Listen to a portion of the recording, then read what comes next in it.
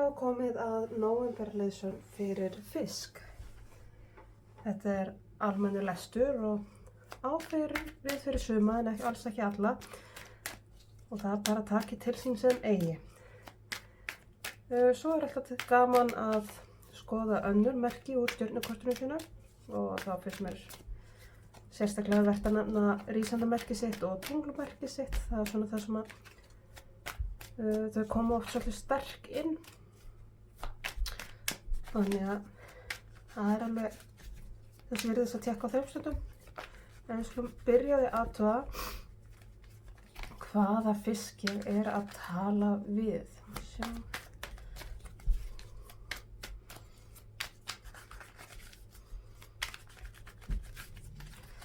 Ok, kæri fiskur.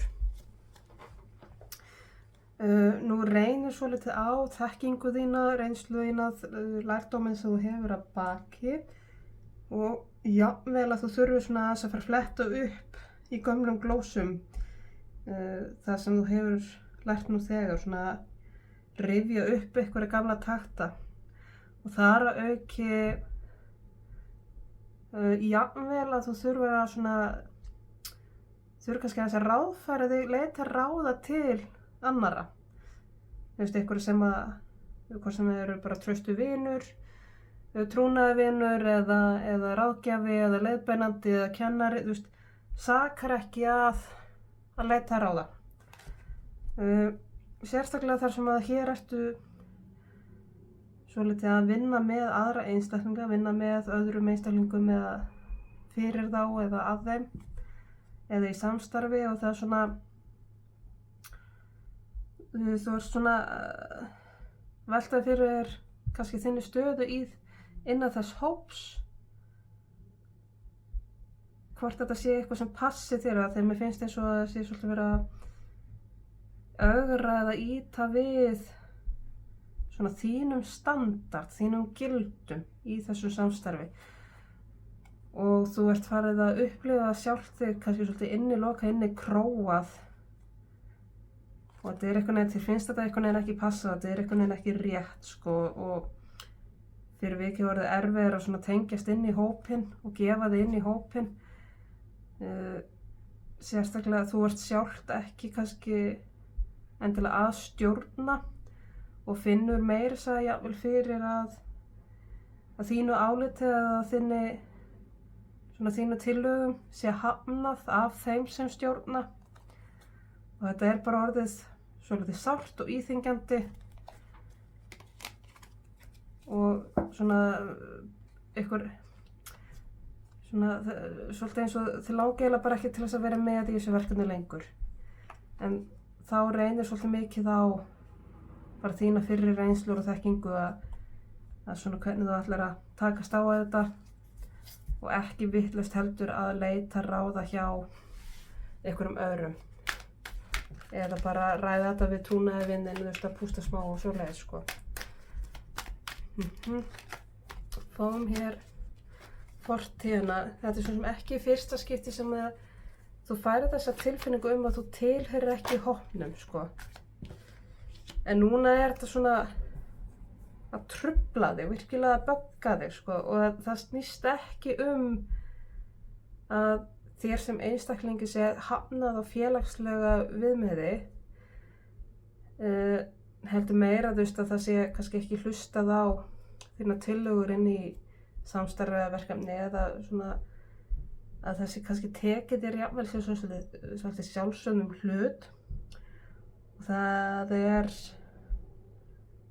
mér finnst þess að þú sérst að upplifa mikið vantraust til þeirra sem þú ert að reyna að vinna með. Þannig að þetta er ekki sko svona tilfinningaleg höfnun eins og þú hefur upplifað áður og það er ekki það að það sé gert lítið úr þér og þú sért ekki velkominn. Þú hefur farið svona gegnum alls konar tilfinningabösl með það áður en núna er þetta svolítið öðruvísi að því leytinu til að það er þú sem ert að upplifa vantraust til hinna og það kannski snýr svolítið líka að þessu sem við ræddum með að þetta er einhvern veginn ekki að passa þér, þetta er ekki eftir þínum gildum eða þínum standard, þetta er svona þínar kröfur vilja meira. En það er jafnvel að þú upplifir eitthvað svona vantraust líka, þú veist, að þér finnst ekki eins og þú getur tjáð þetta, að þú lendir á einhverjum vegg, eða jafnvel að sko þú eru hættu á að vera útskúfað ef þú tjáir þig. Og það er náttúrulega heldur ekki góður stað til að vera, og það líka ögrar svolítið sko svona ýtir við réttlætiskenndinni þinni og þínum, þú veist, það stenst ekki þína kröfur og svoleiðis, það sé hætt við svoleiðis, að ef fólk er ósatt og tjáir sig það, það hættu að vera útskúfað eða ýtt til hliðar eða gert lítið úr. Þú veist, og það á ekki bara við þig, heldur, þú veist, ef þú myndir vera vitni að því að einhver annar í samstæðunum myndir verða fyrir svipuðu, þá myndir verða alveg jafn reitt. En þannig að það er svona ekki bara kröfuna sem hún setur á sko verkefni sem slíkt sem að ögrar, heldur líka varðandi vinnubrögð og samskipti innan samstarfsins og kannski svolítið hlutskipti líka sko hverju stjórna og hvernig. Og það, ég finna, þú veist, þetta er svona, þér finnst sumt vera kannski bara svona svolítið óréttlátt í þessu og það baggar þig. Fáum áskorunina þína.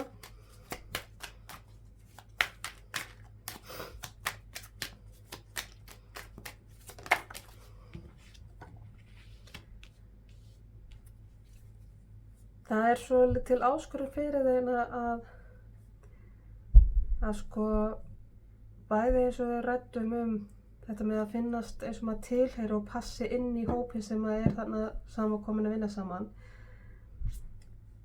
að áskorunin er svolítið öðru sem þú hefur alveg upplifað eins og sért ekki, eins og passir ekki inn í hóp eða sért ekki velkomin í hóp lengur, heldur núna er áskorunin þannig að þú vilt ekki passa inn í þennan hóp of mikið. Og þú ert einhvers staðar að reyna að hlífa sjálfum þér með því að halda þig alltaf svona pínu fyrir utan. Og það er ekkert skrítið þegar þú ert að upplifa mikið vantraust. Og þú ert svona að velta þig fyrir þér, eða kemur til með að velta þig svolítið fyrir þér, hvort að þetta sé yfir höfuð eitthvað sem að hendar þér bara almennt. Að þannig sérstu kannski komin út í eitthvað sem að er kannski bara ekki fyrir þig á þennan hátt í það minnsta. En þannig er eins og segja, áskorunin liggur svolítið í því að þú passir svolítið upp á þig og verður ekki of innvinkla inn í, sérstaklega að það verður eitthvað vesen eða drama í kringum þetta, að þú sért sjálft ekki sko tilfinningarlega innvinklað inn í aðstæður þannig að það geti sko tekið af þér. Af því að það er nú þegar kannski fara að birta svolítið svo framkoma að þér sé tekið sér sjálfsögum hlut og þá vill maður, þú veist maður, þá þarf maður svolítið að stíga til hliðar. Þegar orðið þannig í hvert skipti að það er bara gripið í mann og alltaf handleggur tekinn, að þá þarf maður svolítið að fara að hlífa sér. Það þarf alveg að passa sitt sko, þó maður vilji vera hjálpsamur og til í slaginn, þá þarf maður alveg að passa sig ef að fólk fer að sko halda að maður sé bara alltaf til taks í hvað sem er og hvenær sem er á öllum tímum sólarhringsins sko. Maður þarf að passa sig svolítið með það. Bara ráðleggingu. Aftur já, ráðleggingin er að þú þarft að passa þig, þú þarft að verja þig, þú þarft að vernda þig og sérstaklega sko tilfinningalífið þitt og hjarta þitt. Kæri fiskur, það fylgir svolítið fiskamerkinu að vera mjög tilfinningaríkt og tilfinninganæmt og tilfinningarnar oft svolítið hátt á yfirborðinu. Þið eru dásamleg með það hvað hjartað ykkar er galopið og filterslaust. En það fylgir þið líka að oft vantar filter en sko upp á það hvað þið takið inn. Og þá þarft þú að verja þig svolítið og setja, ég vona að sjá hérna, hann er hérna með skjöld ber skjöldinn sinn yfir hjartastað af því að hann þarf að verja sig. Hann við sýnum hérna aftur, hann vopnaður, hann á til vopn, það liggur nú bara stillt til hliðar og hann ekki að fara að beita því fyrir sig, en hann með skjöldinn yfir hjartastað. Það þýðir þú þarft ekki endilega að fara í það að berjast, þarft ekki að fara að slást og þú þarft ekki að beita neinu vopnum til þess að ýta hinum og þessum frá. Og hvað þá að sko berjast þannig að þú særir aðra, en þú þarft að passa þig, þú þarft að verja þitt hjarta og hverju þú hleypir inn. Fáum hérna hvað framundan svo.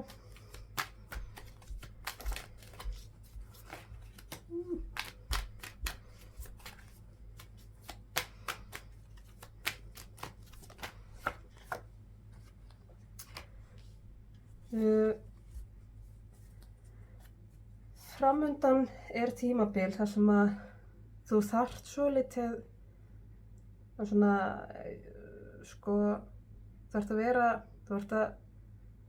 pínu leikur sem þarf að spila, að þú þarft aðeins að passa að trana þér ekki mikið fram, þú veist að hafa ekki of hátt þetta, þannig að kemur svolítið svona pólitísku leikur að sko ekki láta höggva á þig, en hins vegar ef að þú ætlar að reyna að ná ykkur fram, það þarf alltaf að fara smá krókaleiði kringum hlutina og þú þarft að læða svolítið og gera þetta svolítið lúmst.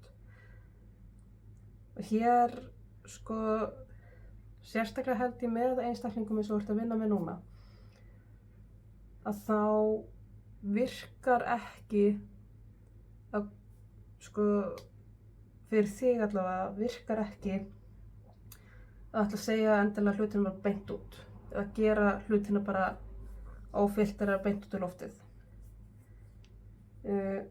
Það, sko, vill maður vera hreinskilinn og fyrir öllu heiðarlegur, en hérna þarf að spila svolítið pólitíska leik þar sem þú þarft að svona svolítið læðast og fara pínu kringum hlutina og koma hlutina frá þér á svolítið sérstakann hátt. Og oft það þannig, og þá sérstaklega eins og með einstaklingana eins og þú ert að vinna með núna sem þú ert að upplifa ákveðið vantraust við, að það svona, tilfinningar mín að þetta svona típiska einstaklingar sem að ef þú ætlar að sko koma þínum hugmyndum að, þá þú ert að koma þér þannig á framfæri að það líti út fyrir að hinn hafi fengið þessa hugmynd. Þú veist, að koma, svona nánast að láta hinn halda að þetta sé þeirra hugmynd. Þú veist, að dansa þannig svolítið pólitíska leiki í kringum þetta og það getur vissulega verið ógeðslega þreytandi og sérstaklega fyrir einstakling sem með tilfinningarnar bara svolítið tilbúnar og reiðubúnar alltaf á ermunum og vill bara hafa hlutina upp á yfirborðinu og getur þetta fyrir svolítið lýjandi. En þetta leikur sem þarf stundum að spila bara til þess að sko hlífa sjálfu svo líka. Til þess að hinir farið ekki að reyna að höggva á móti. Og til þess að maður getur svona komið sér þægilega fyrir og svona byggja upp hlustun fyrir sig. Ég vona að skilja hvað ég á við. Stundum þannig maður að spila þannig leikina, þú veist, sérstaklega ef maður upplifir eins og að sé ekki tekið mark á manni og manni tekið sér sjálfsögum hlut, að þá þarf maður svona að læðast og læðupúkast á þann hátt að maður svona smám saman kemur inn þeirri hugmynd að það eigi ekki að taka manni sem sjálfsögum hlut og að það sé vert að hlusta á mann. Sumir eru bara þannig að þeir taka því engan veginn en maður segir það hreint út. Maður þarf að lauma þessu að hinum þannig að þeir halda þeir hafa fundið upp á því sjálfur. Þetta leiðinlegu leikur til að spila, alveg drep, já, en í þessum aðstæðum, og venjulega myndi ég nú ekki mæla með því, ég sjálf svona filturslaus sem að vill bara segja hlutum bara beint út og vill bara hafa allt upp á yfirborðinu og hana nú. En stundum þarf maður að spila hennar leik. En hins vegar ef þetta er leikurinn sem þú þarf að spila til lengdar í þessum aðstöðum eða í þessu samstarfi, þá er þetta ekki að fara að henta þér. Þetta er eitthvað sem þú getur látið þolað núna, en ekki eitthvað til langframa. En maður maður lætur sig hafa þetta stundum inn á milli í styttri tíma. Og þú þarft virkilega, þetta er líka til þess, þetta er fyrir þig gert. Þetta er til þess að þú getur betur sinnt sjálfu þér og haldið þér í jafnvægi, til þess að þú missir ekki tök á þínum gildum, af því ef þú fer að haga þér í sömu mynd á móti við hina, þá ertu farið að vinna mót við þínum gildum og þínum standard. Þannig að þess vegna þarf maður stundum að fara í hennar diplopólitíska leik, bara til þess að það sé ekki af manni vegið. Þetta er svolítið svona að breyta vörn í sókn.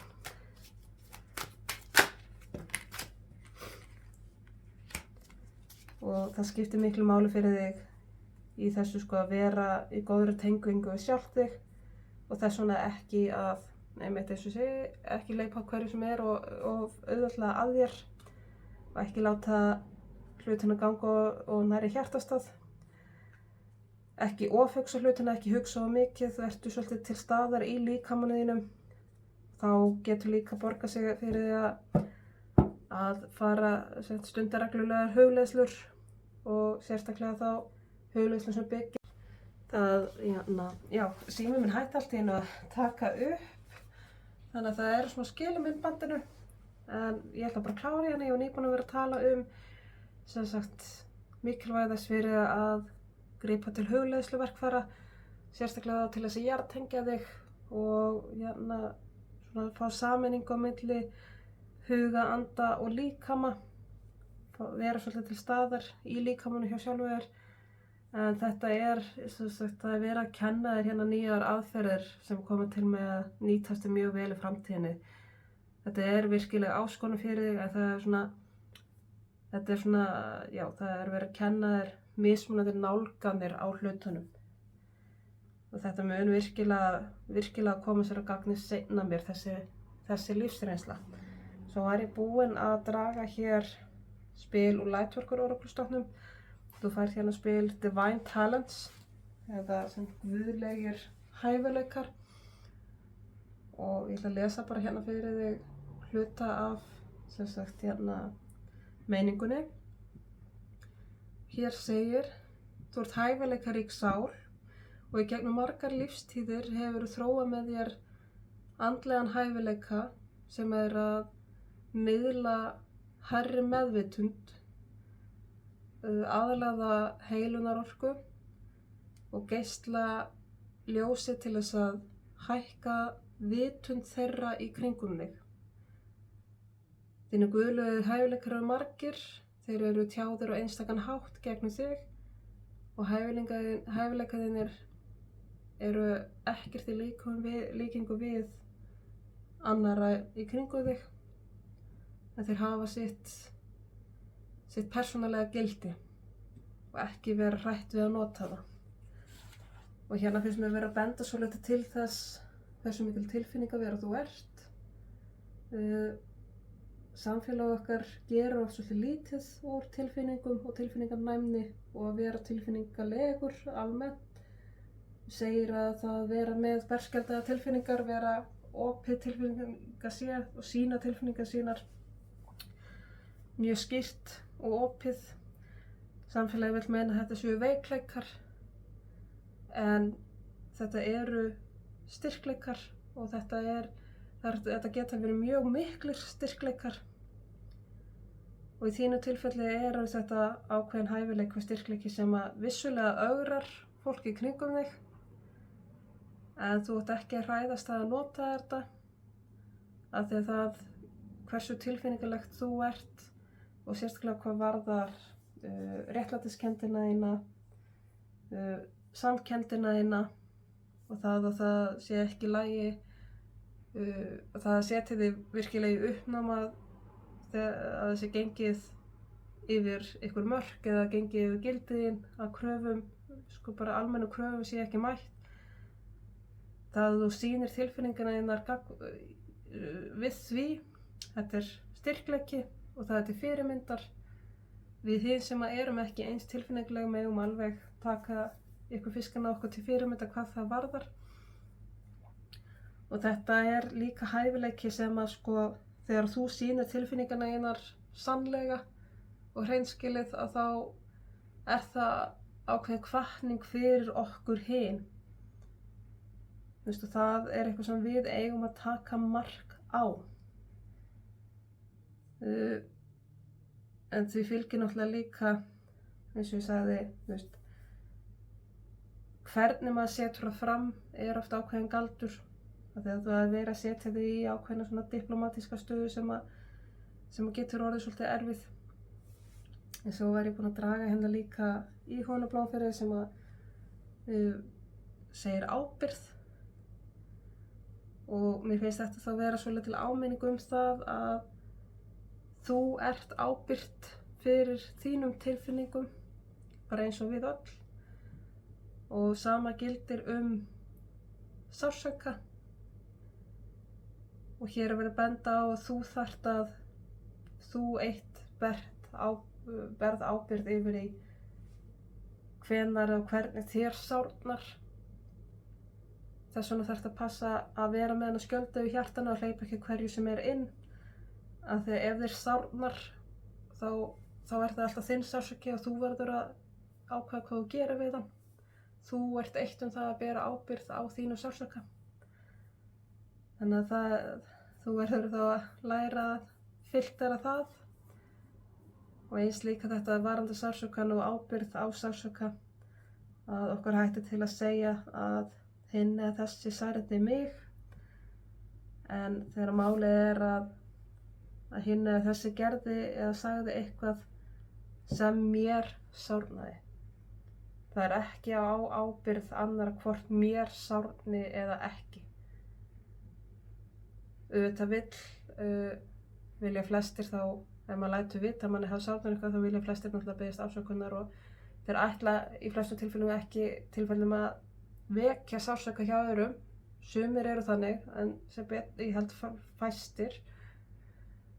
En við þurfum þá að bera ábyrgð á hvort okkur sárni eða ekki og hvaða áhrif við ætlum að láta það hafa á okkur. Hvað ætlum við að gera með sársaukann. Og við þurfum líka að vera ábyrg fyrir því hverju við hleypum að okkur. Og fyrir svona tilfinningaveru eins og ykkur, að þá er þetta enn stærra verkefni fyrir ykkur, af því að ykkur er eðlislegt að vera með tilfinningarnar upp á borðunum og hjartað opið. En sem er dásamlegt, en þá verður þið líka að læra að filtera hvað fær að hafa áhrif á ykkur ekki. Af því að sársauki er slítandi. Þannig að þið verðið að læra að filtera hvað þið takið inn án þess að dempa ljósinu sem þið er að skína út. Þá ætlum ég að segja þessari leiðsögn lokið. Ég vona skilaboðin rati sönn og rétt til þeirra sem þurfa á þeim að halda. Ég þakka kærlega fyrir mig og ég þakka áheyrnina.